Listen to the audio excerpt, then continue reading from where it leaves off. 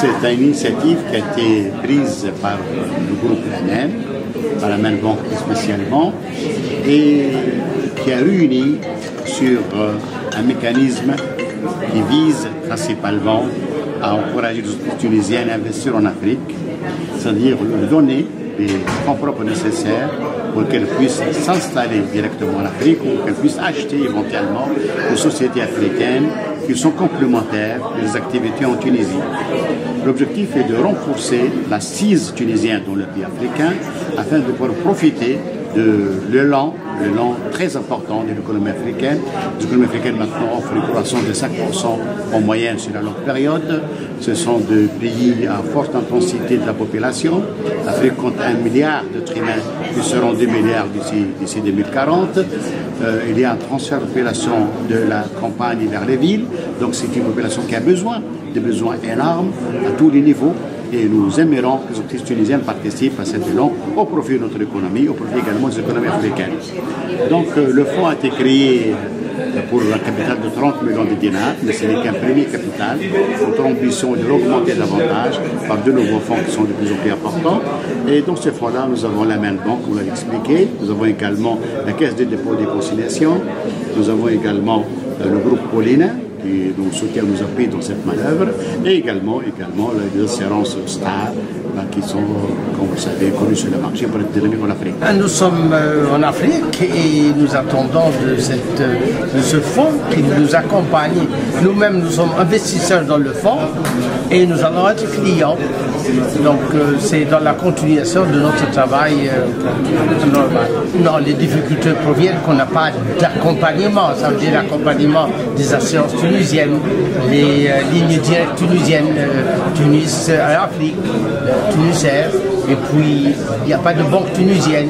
Donc nous n'avons aucun accompagnement. Ça veut dire que celui qui veut investir en Afrique se trouve un peu seul, il n'y a pas d'accompagnement. Alors que les autres pays comme le Maroc, comme la Chine, ils ont un accompagnement extrêmement fort.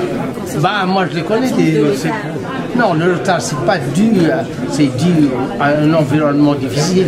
Ça veut dire que la Banque centrale, c'est difficile de faire sortir les devises parce que la situation du pays économique n'est pas bonne. Donc c'est un environnement général. Ce n'est pas dû à une carence de l'administration. C'est dû au fait que l'environnement économique est un environnement difficile.